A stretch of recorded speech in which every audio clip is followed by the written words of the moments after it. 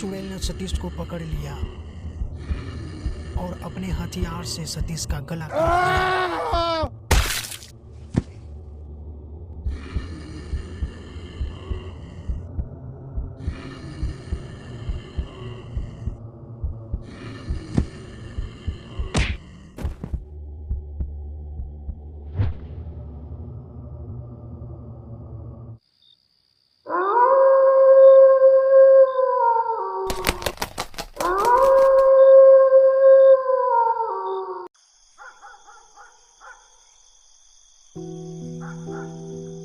इकतीस दिसंबर की रात थी।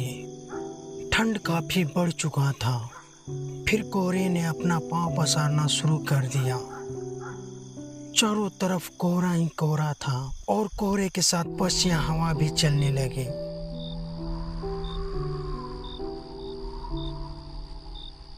जिससे ठंड और भी बढ़ गई थी। सन्नाटा ही सन्नाटा था। इतना सन्नाटा था कि झिंगुर की आवाज साफ साफ सुनाई दे रहा था। सड़क बिल्कुल वीरान था, सिवाय एक कार के। वे लोग 4 दोस्त थे, सतीश, बिरजू, विजय और रीना। वे लोग आधी रात को इतनी ठंड में सड़क पर क्या कर रहे हैं, जानने के लिए वीडियो में बने रहें। 2 दिन पहले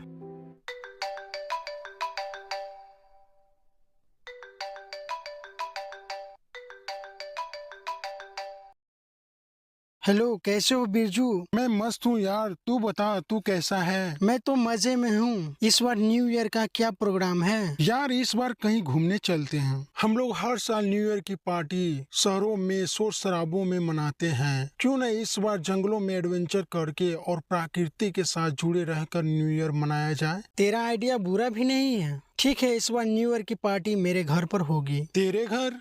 हाँ यार, मेरे दूसरे घर फार्म हाउस पर, जो यहाँ से 25 किलोमीटर दूर जंगलों के बीच है। तब तो बड़ा मजा आएगा यार। सतीश को भी साथ ले लेना, वो भी साथ चलेगा। तैयार रहना। ठीक है भाई।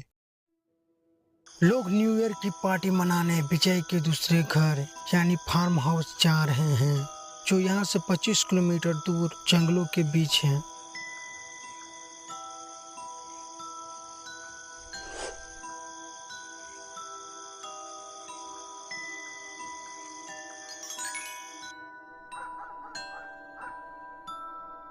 इकतीस दिसंबर की रात थी। घड़ी में लगभग 8:45 का समय हो रहा था। बिरजू और सतीश सड़क किनारे विजय का इंतजार कर रहे थे। अरे यार, कहाँ रह गया विजय? बोला था 8 बजे आ जाऊंगा पिक करने, अभी तक नहीं आया। तभी कार की आवाज आती है।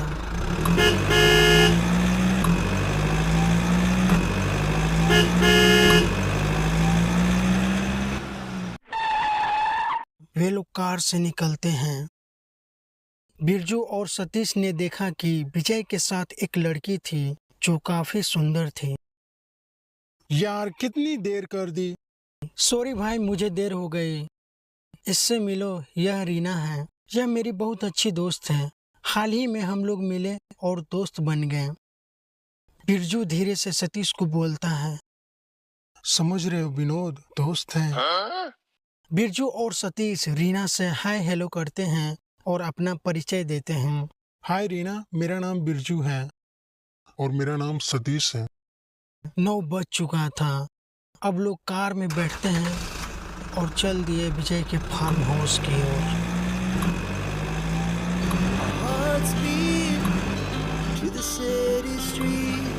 लोग मस्ती मजाक करते जा रहे थे। We rise like tall buildings as the chemicals they take us higher. The night's young and it's just begun as she puts her hand in mine. We wanna chase the night, wanna dance to the light, pull stars from the sky, just two hearts running.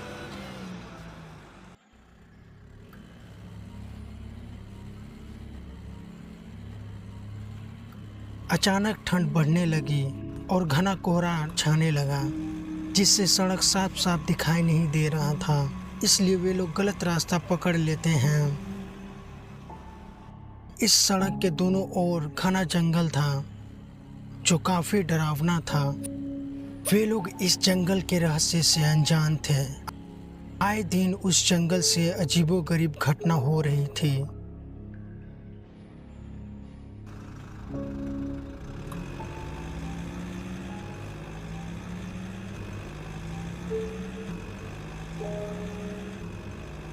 वे लोग मस्ती में जा रहे थे।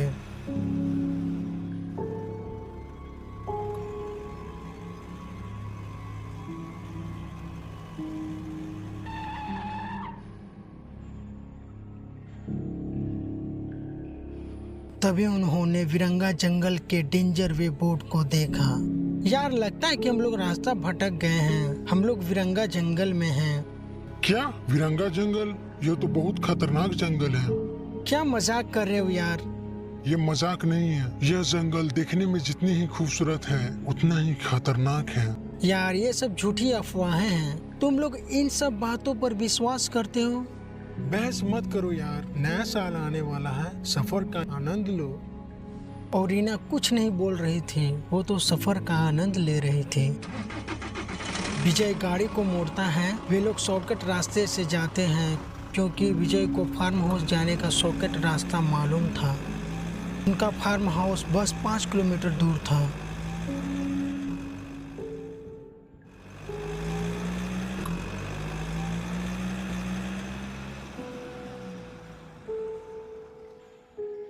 तभी अचानक car खराब हो जाती है। विजय कार को स्टार्ट करने की कोशिश करता है।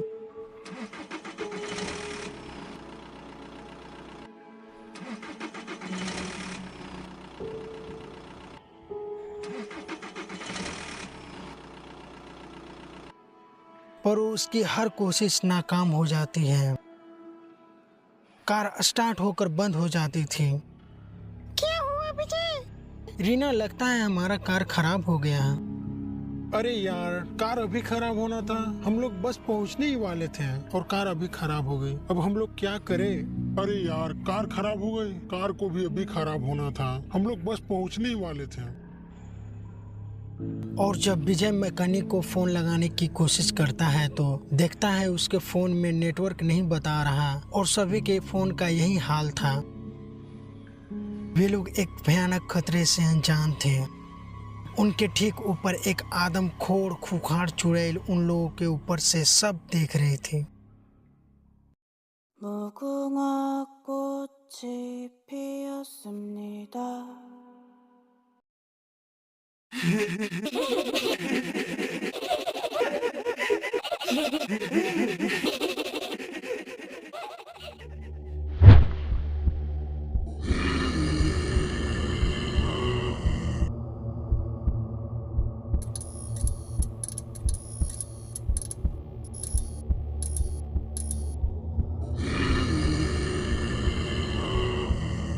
बड़ी दिनों बाद शिकार खुद शिकारी के पास आया है। आज मैं पेट भर खाऊंगी।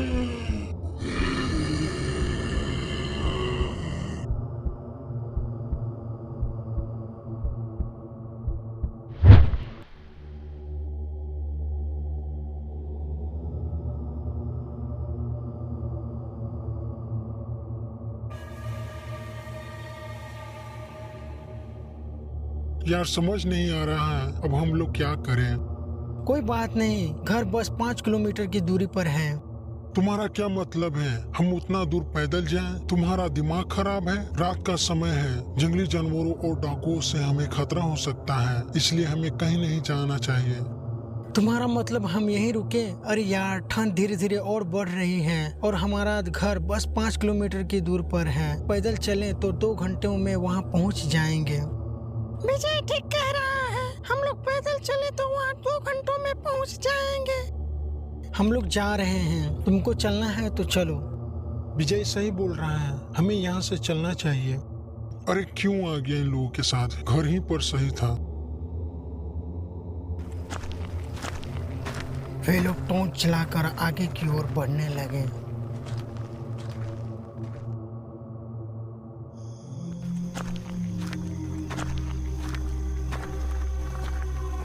जंगल काफी अंधेरा और सन्नाटा था। इतना सन्नाटा था कि झिंगुर की आवाज साफ साफ सुनाई दे रही थी, मानो लग रहा था कि तूफान के आने के पहले की शांति हो।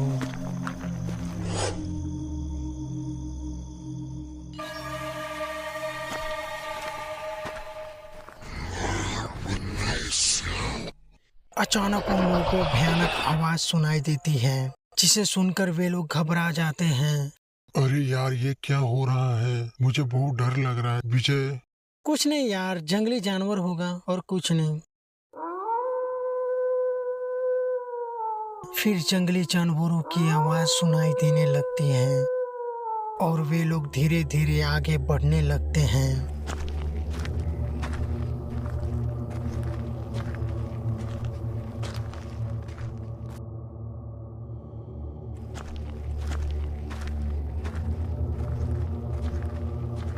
अचानक फिर से उन लोगों को डरावनी आवाज सुनाई देती है। आवाज पेड़ के पीछे झाड़ियों से आ रही थी।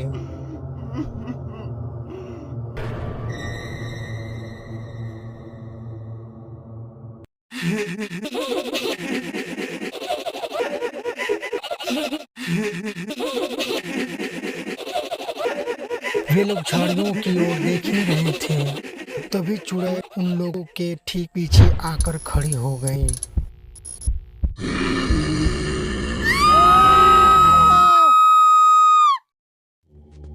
वे लोग डर कर इधर उधर भागने लगे।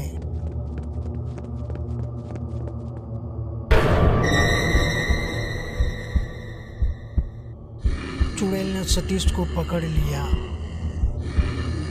और अपने हथियार से सतीश का गला काट दिया।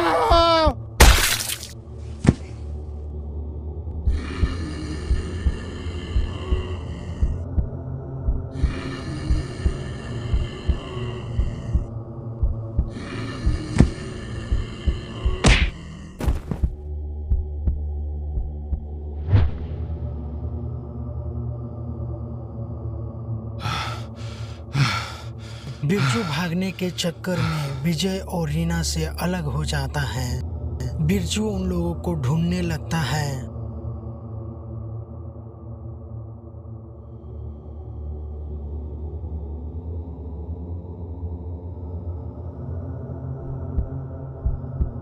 तभी बिरजू चुड़ैल को देखता है।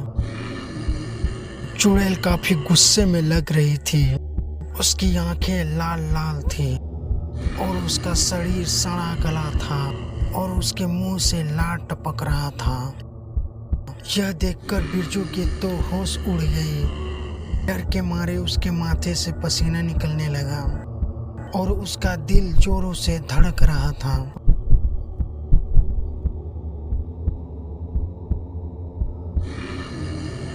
वह जल्द से जल्द अपने दोस्तों को ढूंढकर जंगल से बाहर निकलना चाहता था। तभी चुड़ैल की नजर बिरजू पर पड़ गई।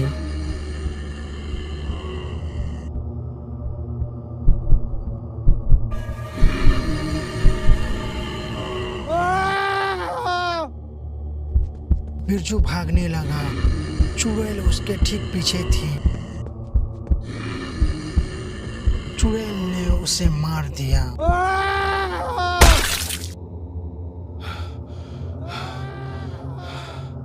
लगता है चुड़ैल बिरजू को भी मार दिया।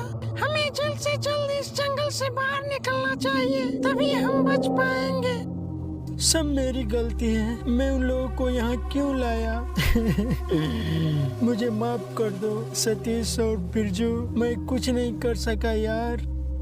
जल्दी चलो विजय, चुड़ैल आती ही होगी। और चुड़ैल उन लोगों को ढूंढते रहती है।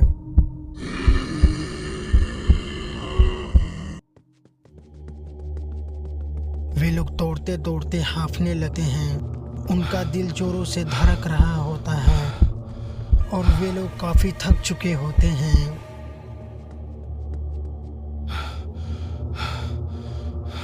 वे लोग पेड़ के पीछे झाड़ियों में छिप जाते हैं। उन लोगों का हिम्मत अब जवाब देने लगा था। और तभी रीना रोने लगती है। क्या हम मारे जाएंगे? जाएंगे विजय, मैं मरना नहीं चाहती। ऐसा कुछ नहीं होगा रीना, मैं हूं ना।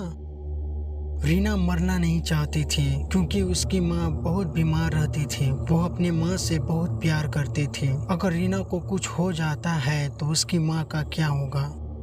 लेकिन विजय भी अंदर से रो रहा होता है, लेकिन उसकी आंखों में एक भी आंसू नहीं होता है। अगर विजय भी रोने लगता तो रीना और भी ज्यादा घबरा सकती थी। और अचानक चुड़ैल विजय और रीना के सामने आ जाती है और वे लोग भागने ही वाले होते हैं। तभी चुड़ैल रीना का हाथ पकड़ लेती है और रीना चिल्लाने लगती है। विजय चुड़ैल को एक पंच मारता है। चुड़ैल को कुछ नहीं होता है और तभी चुड़ैल अपने हथियार से विजय के सीने पर वार कर देती है। विजय दर्द से कराहने लगता है, वह जमीन पर गिर जाता है। रीना बचाओ बचाओ चिल्लाने लगती है। बचाओ बचाओ, कोई तो मेरे विजय को बचाओ।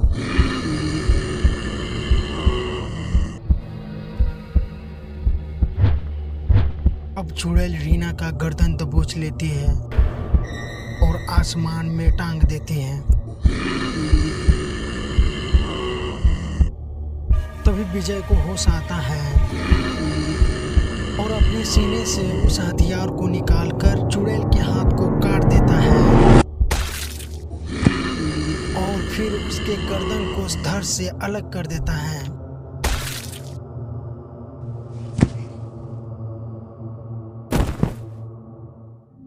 और विजय जमीन पर गिर जाता है।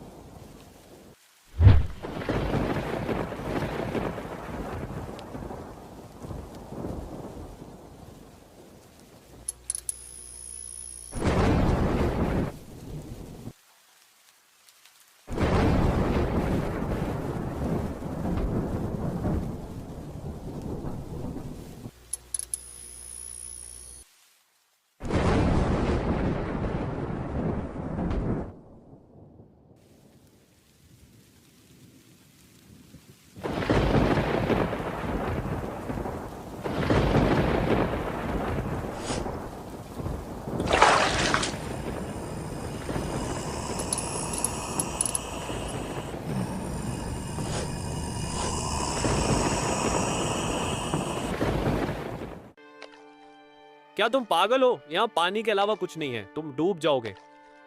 लेकिन बूढ़े आदमी ने विक्रम की बात नहीं सुनी और नदी में कूद गया और विक्रम घबरा गया। हे भगवान, अब मैं क्या करूं? अगर यह बूढ़ा आदमी मर गया तो लोग मुझ पर उसकी मौत का इल्जाम लगाएंगे। सबने देखा है कि यह मेरी नाव में बैठा था। विक्रम ने भी नदी में छलांग लगा दी।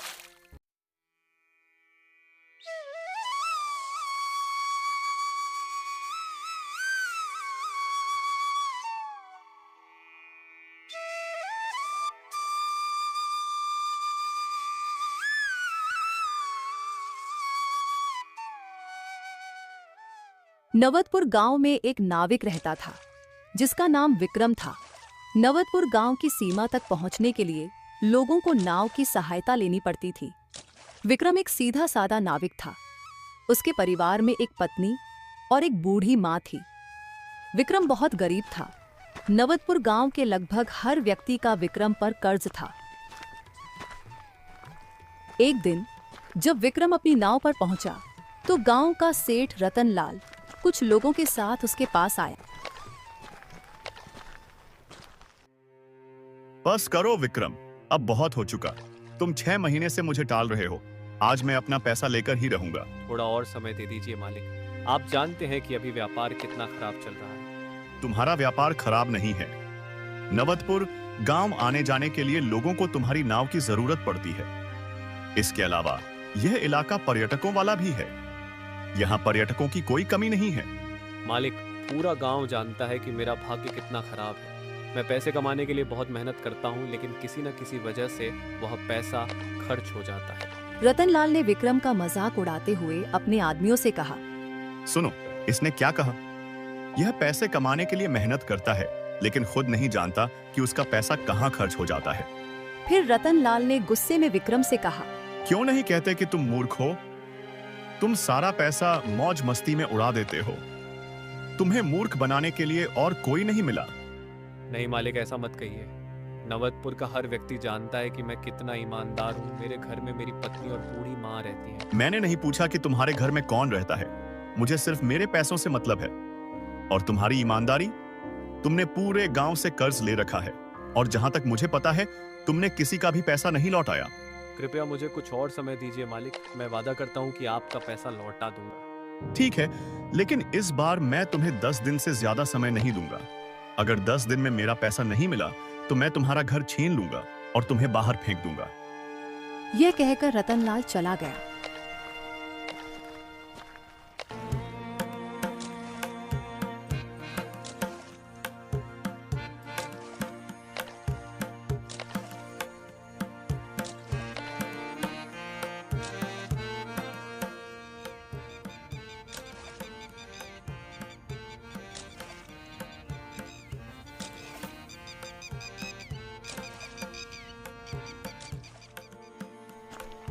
शाम को जब विक्रम घर पहुंचा तो उसकी पत्नी मीरा ने कहा, आप घर आ गए। आपके लिए बहुत से लोग आए थे। वे आपका इंतजार करते करते थक गए और चले गए। मीरा, मुझे पता है कि तुम किसकी बात कर रही हो। अगर आपको सब पता है तो फिर उनका कर्ज क्यों नहीं चुकाते हैं? मीरा, तुम्हें अच्छी तरह से पता है कि पिछले कुछ सालों से मेरे साथ क्या हो रहा है। जब भी मैं कुछ पैसे बचाता हूँ, किसी न किसी तरह वह खर्च हो जाता है। पिछली बार मेरी माँ का पैर टूट गया था। उसके इलाज में मैंने बहुत पैसा खर्च कर दिया। मैं समझती हूँ, लेकिन गांव वाले नहीं समझते। उन्हें सिर्फ अपने पैसों से मतलब है। और कब तक वे आपसे पैसे नहीं मांगेंगे? गांव के मुखिया ने धमकी दी है कि अगर आपने गांव वालों का पैसा नहीं दिया तो वह हमारी नाव छीन लेगा। और रतनलाल साहब ने मुझे धमकी दी है कि अगर मैंने 10 दिन में उसका पैसा नहीं दिया तो वह मेरा घर छीन लेगा। मुझे नहीं पता कि अब क्या करूं। गांव के सारे नाविक आराम से जीवन बिता रहे हैं। क्या तुमने उनके घर देखे हैं? ऐसा लगता है कि उनके पास नाव नहीं बल्कि कोई कंपनी है। तुम दिन भर नदी किनारे क्या करते हो? मैंने तुमसे कितनी बार कहा है मीरा कि पर्यटक मेरी नाव में नहीं आते। सारे नाविक पर्यटकों से झूठ बोलकर उन्हें अपनी नाव में बैठा लेते हैं। वे उन्हें खाना खिलाते हैं और मुझे झूठ बोलना नहीं आता। मैं झूठ से पैसे नहीं कमाना चाहता। हे सच के देवता, यह व्यापार है। क्यों नहीं कहते कि तुम्हें व्यापार करना नहीं आता? मैं तो बहुत ही अभागी हूँ जिसे तुम जैसा मूर्ख पति मिला। अगर ऐसे ही चलता रहा तो तुम्हारी नाव भी छीन ली जाएगी और फिर माँ जी और मुझे इस घर से बाहर फेंक दिया जाएगा। उसके बाद तुम बाहर जाकर अपने सच का उपदेश देना। ये कहकर मीरा गुस्से में वहाँ से चली गई। अरे खाना तो लगा दो, जोरों से भूख लगी है। खाना खुद से ले लीजिए। हे ऊपर वाले, पता नहीं आगे क्या होगा। 10 दिन इसी तरह बीत गए। 10वें दिन विक्रम नदी किनारे बैठा गहरी सोच में डूबा हुआ था कि तभी रतनलाल फिर वहां आ पहुंचा।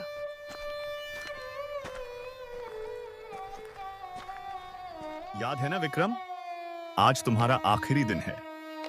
मैं तुम्हें इससे ज्यादा समय नहीं दे सकता।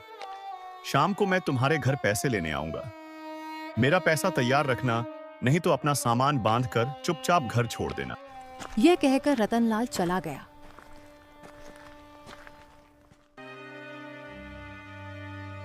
विक्रम ने अपने आप से कहा, अब क्या होगा? अगर मैंने उसे पैसे नहीं दिए तो वह मेरे परिवार को अपमानित करके घर से निकाल देगा। अब मैं क्या करूं? हे भगवान, मेरी मदद करो। तभी उसने एक बूढ़े आदमी की आवाज सुनी। क्या तुम मुझे दूसरी दुनिया में छोड़ सकते हो? विक्रम चौंका। मुझे लगता है कि तुम पागल हो गए हो। तुम क्या कह रहे हो? मेरा मतलब है, मुझे इस नदी के दूसरे किनारे छोड़ दो। तो सीधे कहो ना कि तुम्हें नदी के दूसरी तरफ जाना है। इसके 200 रुपए लगेंगे। मैंने सुना है कि तुम बूढ़े और गरीब पर्यटकों से पैसे नहीं लेते हो। तुम सही कह रहे हो, लेकिन मुझे क्या करना चाहिए? लगता है मुझे अपने नियम बदलने पड़ेंगे। चाहे कितनी भी मुसीबतें आईं, लेकिन कभी भी अपने सिद्धांत नहीं बदलने चाहिए। मैं अभी बहुत परेशान हूँ, तुम किसी और के नाव पर बैठ जाओ। मैं सिर्फ तुम्हारी नाव में बैठना चाहता हूँ। मेरे पास तुम्हें देने के लिए पैसे नहीं हैं। अगर तुम मुझे वहाँ छोड़ दोगे तो मैं तुम्हारा आभारी रहूंगा। मेरी पत्नी वहाँ मेरी प्रतीक्षा कर रही है। विक्रम को बूढ़े आदमी पर दया आ गई। ठीक है, मैं तुम्हारा दिल नहीं तोड़ूंगा। आओ बैठ जाओ, मैं तुम्हें छोड़ दूंगा।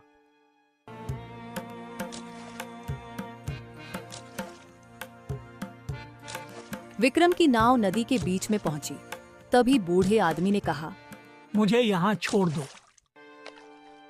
क्या तुम पागल हो? यहाँ पानी के अलावा कुछ नहीं है, तुम डूब जाओगे। लेकिन बूढ़े आदमी ने विक्रम की बात नहीं सुनी और नदी में कूद गया और विक्रम घबरा गया। हे भगवान, अब मैं क्या करूं? अगर यह बूढ़ा आदमी मर गया तो लोग मुझ पर उसकी मौत का इल्जाम लगाएंगे। सबने देखा है कि यह मेरी नाव में बैठा था। विक्रम ने भी नदी में छलांग लगा दी, लेकिन जैसे ही वह नदी में कूदा, वह खुद को एक जादुई जंगल के बीच एक छोटे से तालाब में पाया। विक्रम तालाब से बाहर निकला और जंगल की ओर देखने लगा।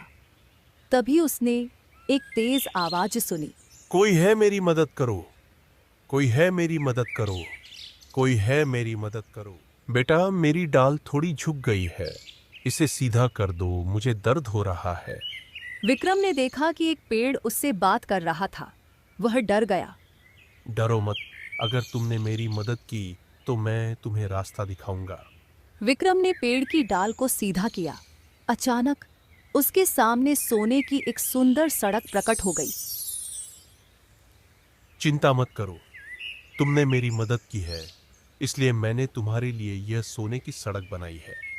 इस रास्ते पर चलकर तुम महल तक पहुंच जाओगे। लेकिन यह जगह कौन सी है? तुम जिस रास्ते से यहाँ आए हो वह सिर्फ राज परिवार के लोगों के लिए खुलता है। तुम खास हो।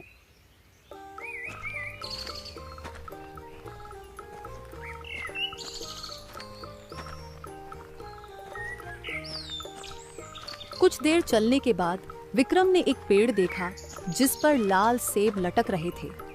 अचानक एक सेब ने विक्रम की ओर देखकर कहा, क्या देख रहे हो? अगर भूख लगी है तो मुझे खा लो। विक्रम हैरान होकर बोला, वाह, मैं कहाँ आ गया हूँ? वह बूढ़ा आदमी निश्चित ही कोई जादुई व्यक्ति था। नहीं, जहाँ मैं रहता हूँ वहाँ फलों की कोई कमी नहीं है। तुम बहुत भले लगते हो। इस जादुई शहर में तुम्हारा स्वागत है। इस सोने की सड़क पर सीधे चलते जाओ, कुछ ही देर में तुम महल तक पहुँच जाओगे।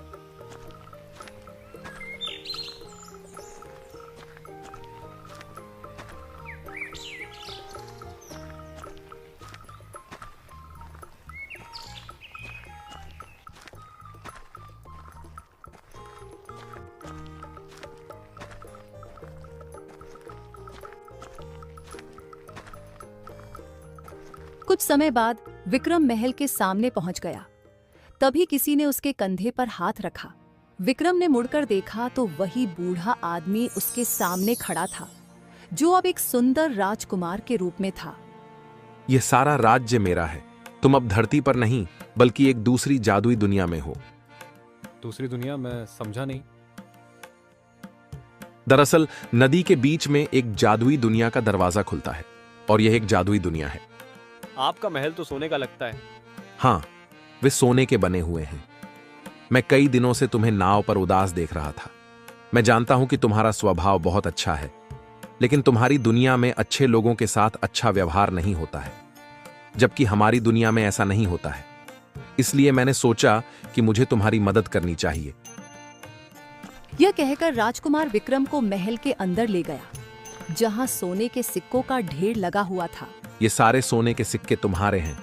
तुम इन्हें यहां से ले जा सकते हो और जब चाहो यहां आ सकते हो। लेकिन याद रखना, यह राज किसी को नहीं बताना, न तो अपनी पत्नी को, न ही अपनी मां को। जिस दिन तुम इस राज को छुपाने में असफल हो जाओगे, इस दुनिया के दरवाजे तुम्हारे लिए हमेशा के लिए बंद हो जाएंगे, क्योंकि यहां का यही नियम है। विक्रम ने सैकड़ों सोने के सिक्के एक थैले में भरे। राजकुमार उसे वापस उसी छोटे तालाब तक ले गया। इस तालाब में कूद जाओ और तुम अपनी नाव पर वापस पहुंच जाओगे। जैसे ही विक्रम ने तालाब में छलांग लगाई, वह फिर से नदी के बीच में अपने नाव के पास पहुंच गया। उसी दिन विक्रम ने शहर में सारा सोना बेच दिया और गांव के सभी लोगों का कर्ज चुका दिया। विक्रम नवदपुर का सबसे अमीर आदमी बन गया। एक दिन विक्रम की पत्नी ने उससे पूछा, तुमने मुझे कभी नहीं बताया कि तुम्हें इतना पैसा कहाँ से मिला और तुम अचानक कुछ दिनों के लिए कहाँ गायब हो जाते हो? मैंने तुमसे कई बार कहा है मीरा कि मैं तुम्हें इसके बारे में नहीं बता सकता। मुझे पता है कि तुम कुछ गलत नहीं कर सकते। अगर तुम नहीं बताना चाहते तो शायद यह हम सभी के लिए अच्छा ही है। विक्रम की दौलत देखकर रतनलाल को जलन होने लगी थी। एक दिन अपने आदमी बलरामू से कहा, मैं समझ नहीं पा रहा बलराम कि विक्रम रातों रात इतना अमीर कैसे हो गया। मैं तो उसका घर और नाव छीनने की सोच रहा था, लेकिन उसने मेरा सारा पैसा लौटा दिया। सिर्फ आपका नहीं मालिक, उसने पूरे गांव का कर्ज चुका दिया है। आज उसके पास गांव का सबसे शानदार महल है। इसके अलावा विक्रम ने पर्यटकों से कम पैसे लेने शुरू कर दिए हैं और गांव वालों को मुफ्त में नाव में बैठा रहा है। मेरा व्यापार भी चौपट हो गया है। दाल में जरूर कुछ न कुछ काला है। जाओ और पता लगाओ कि मामला क्या है। मैंने पता लगा लिया है। क्या मतलब? कुछ दिन पहले मैं चुपके से उसका पीछा कर रहा था। अचानक मैंने देखा कि वह नदी में कूद गया और कुछ घंटों बाद वापस आया। उसके हाथ में एक थैला था जिसमें से सोना चमक रहा था। मूर्ख, तुमने मुझे यह पहले क्यों नहीं बताया? मतलब नदी के बीच में कोई सोने की सुरंग है जिसे उसने ढूंढ निकाला है। मुझे अभी वहां ले चलो। थोड़ी ही देर में रतनलाल और बलराम नदी के बीच में पहुंच गए। तुम्हें यकीन है कि विक्रम यहीं कूदा था? हाँ मालिक, मैंने उसे यहीं कूदते देखा था। फिर हम किस बात का इंतजार कर रहे हैं बलराम? चलो हम भी कूदते हैं और सोने की सुरंग तक पहुंचते हैं। आज ही सारा सोना लेकर आते हैं। यह कहकर वे दोनों नदी में कूद पड़े। अचानक एक बड़ी लहर आई और रतनलाल और बलराम डूबकर मर गए। विक्रम ने कभी भी उस रहस्यमय कहानी के बारे में किसी को नहीं बताया। शिक्षा, एक ईमानदारी और दयालुता का फल हमेशा मिलता है, लेकिन लालच का अंत बुरा होता है।